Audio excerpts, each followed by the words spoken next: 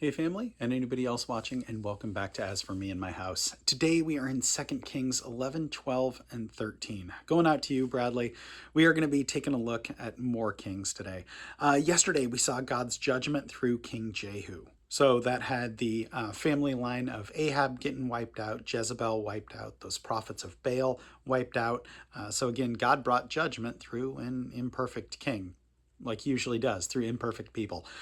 Today, we're going to be looking at Athaliah, King Joash. We'll be looking at the repair of the temple, then King Jehoahaz and Jehoash. So again, Athaliah, Joash, Jehoahaz, Jehoash. So yeah, a lot of different names there, but we'll cover through that again. 2 Kings 11 through 13 today. So chapter 11. When Athaliah, the mother of Ahaziah, saw that her son was dead, she proceeded to destroy the whole royal family. But Jehosheba, the daughter of King Jehoram and sister of Ahaziah, took Joash, son of Ahaziah, and stole him away from among the royal princes, who were about to be murdered. She put him and his nurse in a bedroom to hide him from Athaliah, so he was not killed. He remained hidden with his nurse at the temple of the Lord for 6 years, while Athaliah ruled the land. In the 7th year, Jehoiada sent for the commander of units of 100, the Karaites, and the guards, and had them brought to him at the temple of the Lord. He made a covenant with them, and put them under oath at the temple of the Lord. Then he showed them the king's son. He commanded them, saying, "This is what you are to do. You are in 3 companies that are going on duty on the Sabbath. A third of you guarding the royal palace, a third at the sewer gate, and a third at the gate behind the guard, who take turns guarding the temple. And you who are in the other 2 companies that normally go off Sabbath duty are to guard the temple for the king. Station yourselves around the king, each man with his weapon in hand. Anyone who approaches your ranks must be put to death. Stay close to the king, wherever he goes." The commanders of units of 100 did as Jehoiada the priest had ordered. Each one took his men who were going on guard duty on the Sabbath, and those who were going off duty, and came to Jehoiada the priest.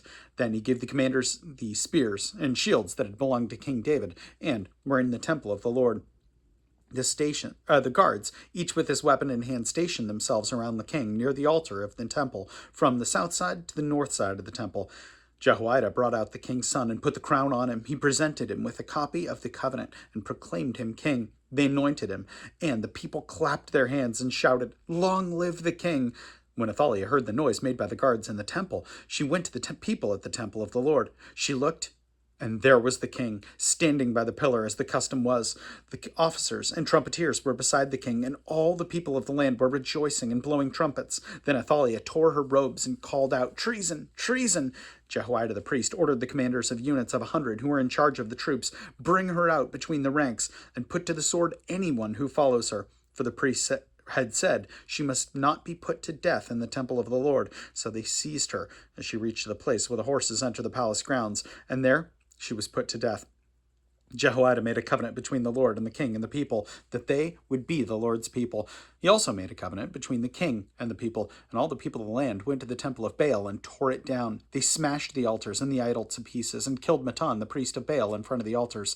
Then Jehoiada the priest posted guards at the temple of the Lord. He took with him the commanders of hundreds, the Karaites, and the guards, and all the people of the land, and together they brought the king down from the temple of the Lord and went into the palace, entering by way of the gate of the guards. The king then took his place on the royal throne, and all the people of the land rejoiced, and the city was quiet, because Athaliah had been slain with the sword at the palace. Joash was 7 years old when he began to reign. Chapter 12. In the 7th year of Jehu, Joash became king, and he reigned in Jerusalem 40 years. His mother's name was Zibiah. She was from Beersheba. Joash did what was right in the eyes of the Lord all the years that Jehoiada the priest instructed him. The high places, however, were not removed. The people continued to offer sacrifices and burn incense there. Joash said to the priests, "Collect all the money that is brought as sacrifice offerings to the temple of the Lord, the money collected in the census, the money received from personal vows, and the money brought voluntarily to the temple. Let every priest receive the money from one of the treasuries, and let it be used to repair whatever damage is found in the temple." But by the 23rd year of King Joash, the priests still had not repaired the temple. Therefore King Joash summoned Jehoiada the priest and all the other priests and asked them, "Why aren't you repairing the damage done to the temple? Take no more money from the treasurers, but handed over for repairing the temple. The priests agreed that they would not collect any more money from the people and that they would not repair the temple themselves. Jehoiada the priest took a chest and bored a hole in its lid. He placed it beside the altar on the right side as one enters the temple of the Lord. The priests who guarded the entrance put into the chest all the money that was brought to the temple of the Lord. Whenever they saw that there was a large amount of money in the chest, the royal secretary and the high priest came and counted the money that had been brought into the temple of the Lord and put it into bags. When the amount had been determined, they gave the money to the men appointed to supervise the work on the temple. With it, they paid those who worked on the temple of the Lord, the carpenters and builders, the masons and stone cutters. They purchased timber and dressed stone for the repair of the temple of the Lord, and met all the other expenses of restoring the temple. The money brought into the temple was not spent for making silver basins, wick trimmers, sprinkling bowls, trumpets, or any other articles of gold or silver for the temple of the Lord. It was paid to the workmen who used it to repair the temple. They did not require an accounting from those to whom they gave the money to pay the workers, because they acted with complete honesty. The money from the guilt offerings and sin offerings was not brought into the temple of the Lord. It belonged to the priests. About this time, Hazael, king of Aram, went up and attacked Gath and captured it. Then he turned to attack Jerusalem. But Joash, king of Judah, took all the sacred objects dedicated by his fathers, Jehoshaphat, Jehoram, Ahaziah, and the kings of Judah, and the gifts he himself had dedicated, and all the gold found in the treasuries of the temple of the Lord and of the royal palace, and he sent them to Hazael, king of Aram, who then withdrew from Jerusalem. As for the other events of the reign of Joash, and all he did, are they not written in the book of the annals of the kings of Judah? His officials conspired against him and assassinated him at Beth Millo on the road to Silla. The officials who murdered him were Jozabad, son of Shemaeth, and Jehozabad, son of Shomer. He died and was buried with his fathers in the city of David, and Amaziah, his son, succeeded him as king. Chapter 13. And in the 23rd year of Joash, son of Ahaziah, king of Judah, Jehoahaz, son of Jehu, became king of Israel in Samaria, and he reigned 17 years. He did evil in the eyes of the Lord by following the sins of Jeroboam, son of Nebat, which he had caused Israel to commit, and he did not turn away from them. So the Lord's anger burned against Israel for a long time. He kept them under the power of Hazael, king of Aram, and Ben-Hadad, his son. Then Jehoahaz sought the Lord's favor, and the Lord listened to him, for he saw how severely the king of Aram was oppressing Israel. The Lord provided a deliverer for Israel, and they escaped from the power of Aram. So the Israelites lived in their own homes as they had before, but they did not turn away from the sins of the house of Jeroboam, which he had caused Israel to commit. They continued in them. Also, the Asherah pole remained standing in Samaria. Nothing had been left in the army of Jehoahaz except 50 horsemen, 10 chariots, and 10,000 foot soldiers, for the king of Aram had destroyed the rest and made them like the dust at threshing time. As for the other events of the reign of Jehoahaz and all his achievements, are they not written in the book of the annals of the kings of Israel? Jehoahaz rested with his fathers and was buried in Samaria, and Jehoash, his son, succeeded him as king.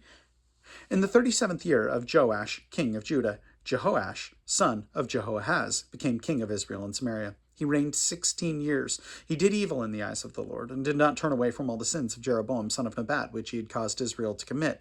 He continued in them.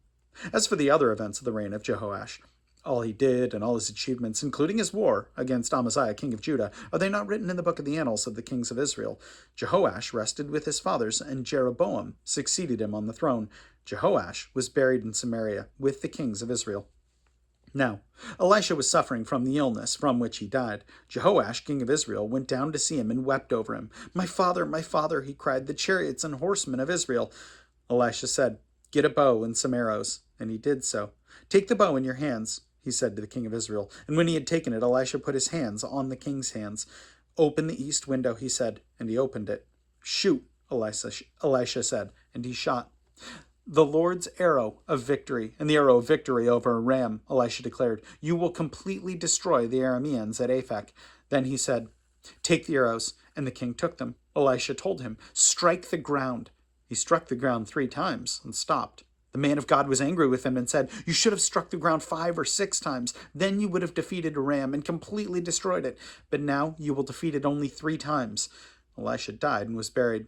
Now, Moabite raiders used to enter the country every spring. I don't know why that's so difficult for me. Once, while some Israelites were burying a man, suddenly they saw a band of raiders. So they threw the man's body into Elisha's tomb. When the body touched Elisha's bones, the man came to life and stood up on his feet. Hazael, king of Iran, oppressed Israel throughout the reign of Jehoahaz, but the Lord was gracious to them, and he had compassion and showed concern for them because of his covenant with Abraham, Isaac, and Jacob. To this day, he has been unwilling to destroy them or banish them from his presence. Hazael, king of Aram, died, and Ben-Hadad, his son, succeeded him as king. Then Jehoash, the son of Jehoahaz, recaptured from Ben-Hadad, son of Hazael, the towns he had taken in battle from his father Jehoahaz. 3 times Jehoash defeated him, and so he recovered the Israelite towns. I always thought that one was weird, where Elisha tells him to hit the ground with these arrows, and he does it 3 times, and then Elisha gets mad at him. It's like he was doing what you wanted.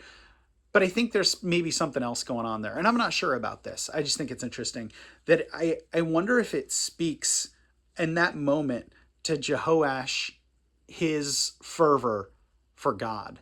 I mean, I don't know if this is the case, but it seems like it. It seems like, okay, that's weird. Smack, smack, smack. And instead, Elisha is like, hey, I told you to do this. If you would have done this with fervor, if you would have been fervently obedient to God, then he would have given you complete victory. Now, I don't know, again, I don't know if that's the case, but I just think it's interesting. But what I do think is interesting as well is we have here specifically in Jehoahaz and Joash, circumstances not necessarily dictating someone's life. And I think about that, admittedly for you, Bradley, when I look at your life and your set of circumstances and you not being bound by those circumstances. They're not dictating the direction your life is taking. Instead, good grief, you are working so incredibly hard right now at your job, and you're setting a good foundation and having hopefully a good financial foundation too, building upon that. And I think that's so important. If there's a time to really crunch and get down to it, to work hard, you should do that you should do that while God has given you a job. Absolutely. We work as to the Lord. But while you are young and have the energy to do that work, get that reputation, and then build upon that foundation so that you will be known as one who works hard. So you are not bound by your circumstances. And I wish more people knew that. I wish more people would recognize, yes, the circumstances that I have been born into were very difficult, but I'm going to rise above them. I think it's really easy because I think there's a lot of people who, in the name of love, try to placate and help out people in trouble. But I think we need to be really wise about how we do that, because it can keep some people down, and some people may never get out of victim mentality. So we're actually doing them a big disservice. But helping people, encouraging them, and helping them get opportunities where they can work to thrive is just so awesome. And it's super cool to see it in your life. And my prayer is that we would do that too, that we would be hard workers and we wouldn't get complacent while God has given us work to do. It's worth praying about. So let's do it. God, I thank you for Bradley. I thank you for his work ethic. And I just thank you so much for this man that is not letting circumstances bind him, Lord, but is working hard for a better future and is seeking you as he is looking at that future. God, I thank you so much for him, Lord, and so much for his heart. And in Jesus' name I pray. Amen. Well, Bradley, I love you. I appreciate you. And for anyone else watching, know that I appreciate you as well. And I will plan on seeing you tomorrow. Have a good one.